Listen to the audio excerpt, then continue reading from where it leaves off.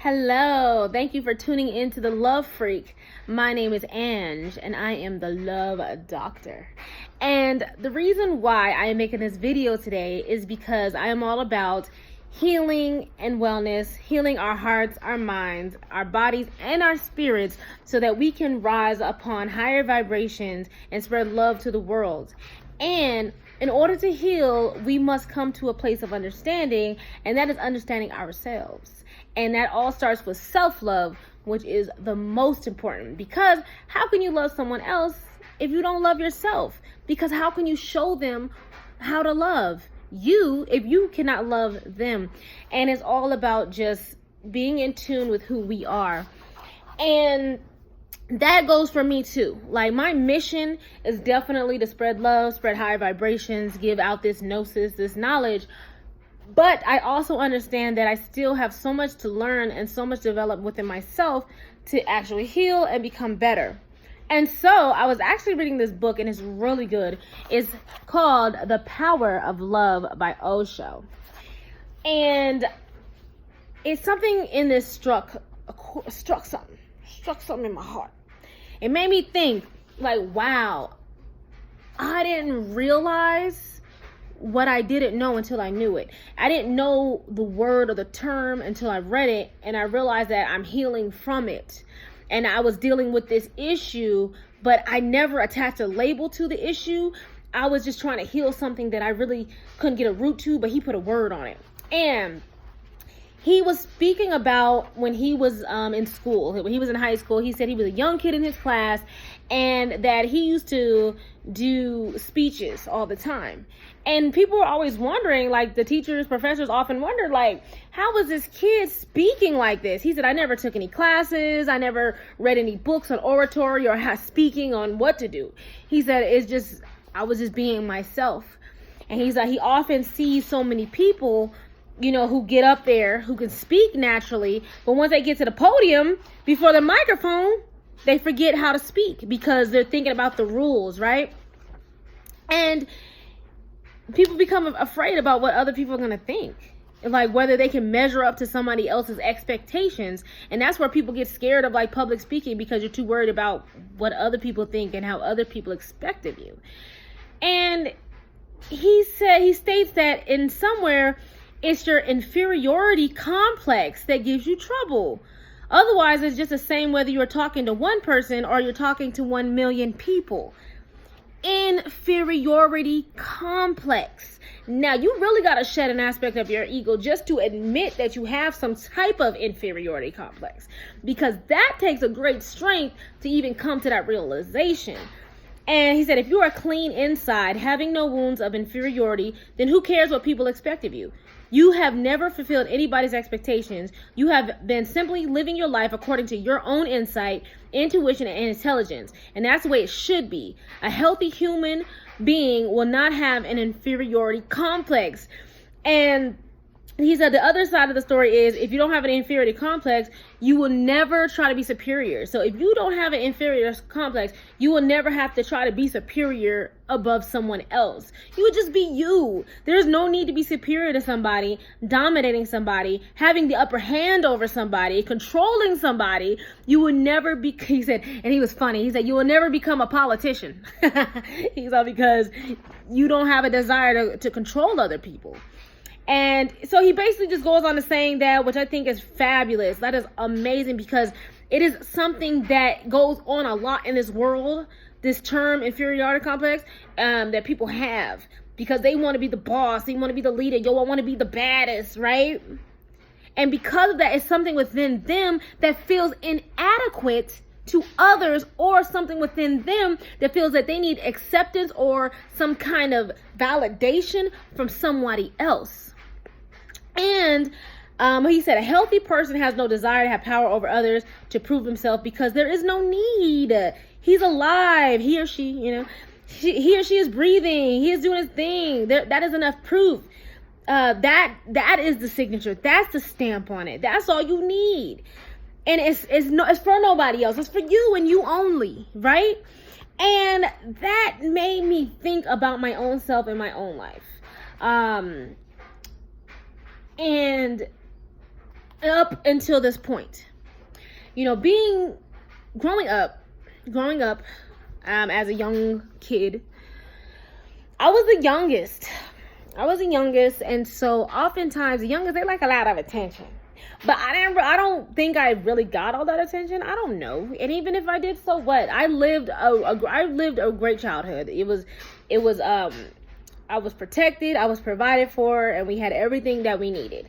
But something within me wanted more. Something within me desired more as a young kid, you know, wanting that attention, wanting to be the princess, wanting to be that, or maybe not wanting it to be it, but not having really that, you know, having daddy issues. And I wouldn't even say it's an issue, but other people would deem it as an issue. But my father wasn't there completely in my life to where he didn't really guide me and really treat me like his little girl, you know, like a little girl desires to have that daddy, my daddy, you know. But my mom, she was there. My grandparents, they were there.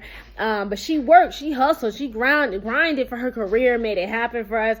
And for that, I only have the utmost respect and appreciation for her for grinding it out. But growing up, I didn't really know how to connect with others, like kids and stuff, because I went to a predominantly white school, and yes, there were other kids that looked like me, and so sometimes I would gravitate towards those kids. I mean, but I was so much of an outcast because I didn't even grow up in that neighborhood. I grew up on the south side. I went to school on the north side because my grandparents took us to school, and they lived on the north side of town, and we lived on the south side of town. So I didn't go to school with the kids in my neighborhood. I went to school with kids that were outside of that. So we were completely different, and I couldn't relate to them. I was called nigger. Okay, let's keep it real. I was called the N-word multiple times. And I was called names multiple times. That made me pick on other kids that I felt were less than me because I wanted to feel the kind of way above them. And then eventually I went to middle school in my neighborhood. So now I went to the south side to the schools with the kids that I didn't even go to elementary school with. So there's a whole different environment with all the kids that now look like me, but they were spoiled. And they were all about fashion and looking good. And, you know, growing up in a house with a single mom, being the youngest, you know, I had a lot of hand-me-downs and things like that to where I couldn't relate to them either because I didn't look like them as far as how I dressed, how I carried myself, presented myself. And I remember my mom telling me one time, she was like, I didn't really hang out with those kids, but one time she told me, she was like, oh, don't give those girls attitude because they'll beat you up. Like, instantly, before I even go to 6th grade in middle school, she tells me these kids are going to beat me up. So instantly I'm like, whoa, what situation am I getting myself into? And so I go, I'm shy, I don't really talk to nobody, I don't connect with people. And this goes on throughout the remainder of my school year, not really knowing how to connect with these people. And feeling like I can't, you know, people trying to tease me based on how I'm dressed and just kind of growing up in life like that. And when I get to my 20s, in my early years, I didn't have a boyfriend, like really in high school. He lasted for like 3 months.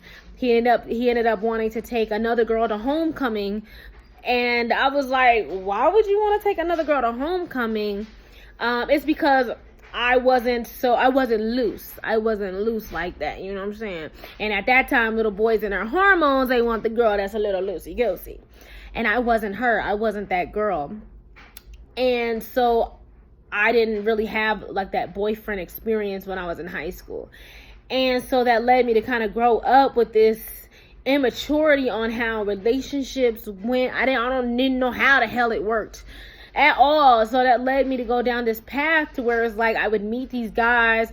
They would I went through emotional abuse situations with my oldest daughter. She's now 14, but her father, he was very emotionally, verbally abusive to me. A lot of guys, they would compare me to other women. Both my children's fathers were very mentally abusive, emotionally abusive, narcissistic in ways. The second one, very narcissistic, extremely narcissistic. The first one was he was narcissistic, fuck it, they were both narcissistic. And so I dealt with that, and them comparing me to other women, as if these women they would put the other women on this pedestal, and they would treat me like I was like scum, or not worthy. And although I was always a good person, I always had a good heart, but it's because I chose to have my children and not like get rid of them, if you know what I mean.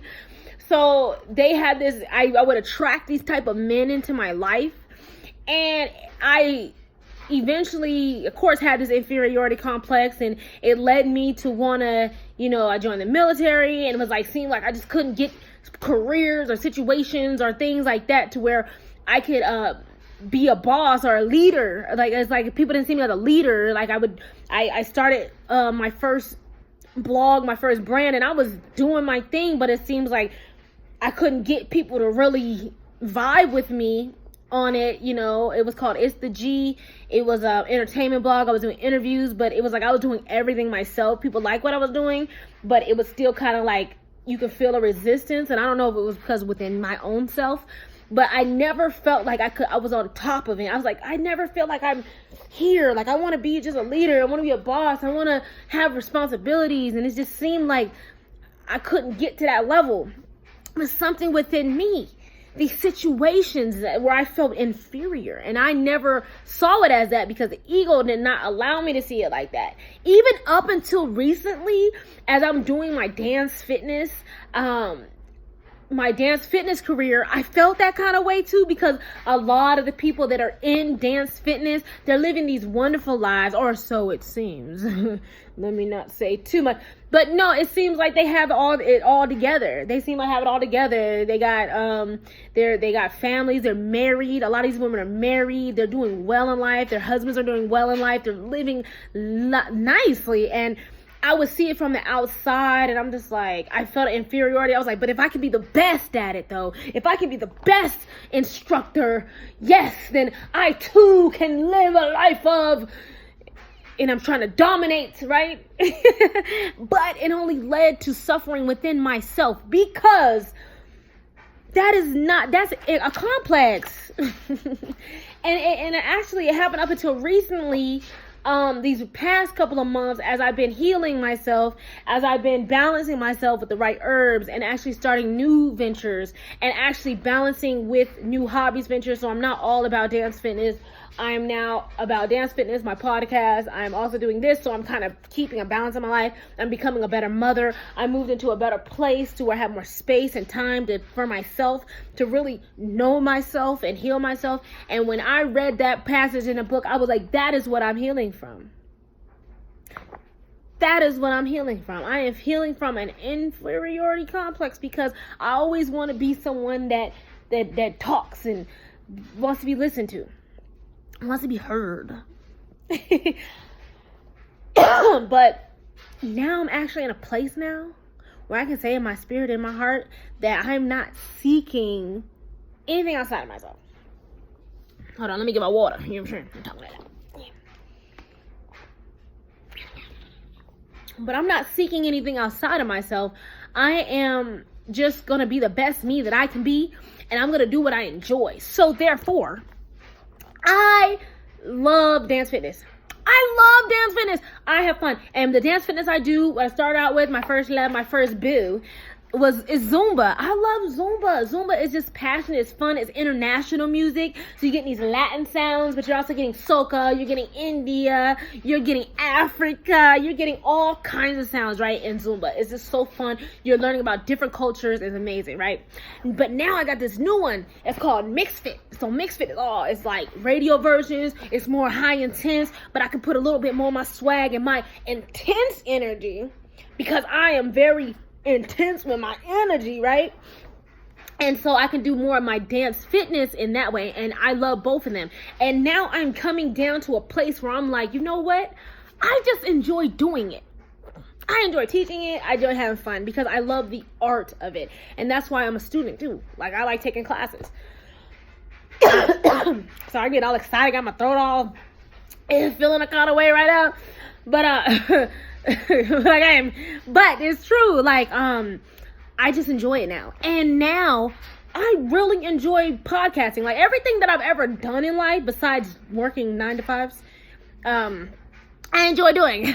So I've always enjoyed radio. And I used to do radio back in the day, but it didn't really work out because, like I said, my inferiority complex, the energy I was emitting was kind of creating a resistance. So opportunities weren't coming to me like I really wanted them to.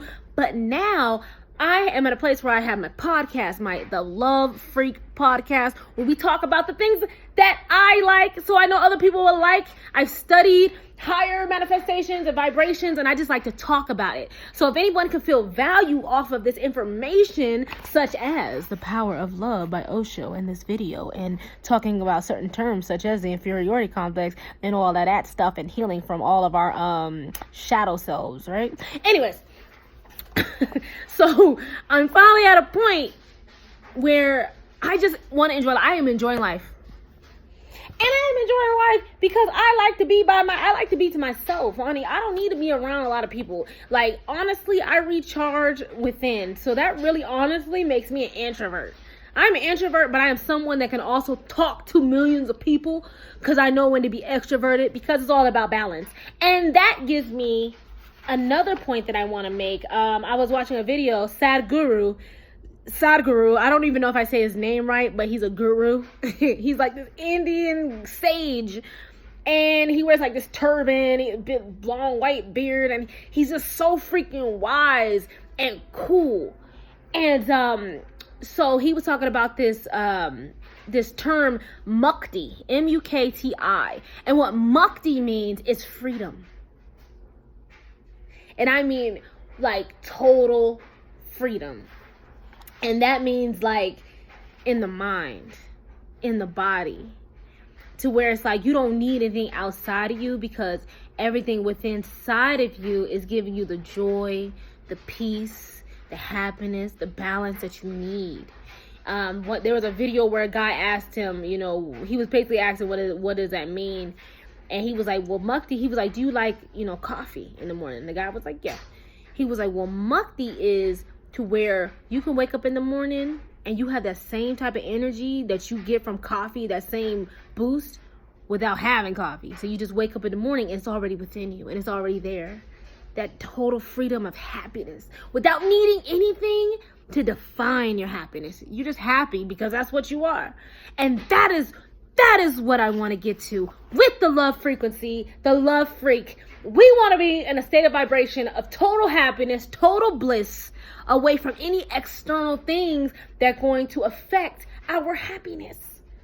And if you watch the latest episodes of the Love Frequency, I did an episode called Redefining the Word Love. Now, we seek love, but is it really what we seek when we get down to the root of it? When we look deeply, is love really the word that we're looking for? Is Mukti the word we're looking for? Or is it what I like to call Hotep? Well, it's not what I like to call. It's what my ancient comedians like to call it. Ancient Egypt. And for some of y'all who don't know what Kemet is, they said Hotep. And Hotep is the highest state of peace. Highest state of peace. Within, without. It's what the universe is. The universe is in Hotep. It's in peacefulness. Is that what we seek? But anyways, I just want to come to you and say that. So what I take with you is to look within yourself. Like, is there an aspect of you, maybe not a super deep aspect, but is there an aspect of you that has some form of inferiority complex, to where you feel like you need to dominate others in a certain way, and in any way at all? Like when you're at work, do you feel like you need to stomp all over people? Do you feel like I'm the boss? I paid the cost to be the boss. And that's what I tell my daughter. I paid the cost to be the boss. I'm the queen of this house. I'm working on it. I told you, I just read it. Anyway, but is there an aspect in you? And if so, how can you heal from it? How can you make it better?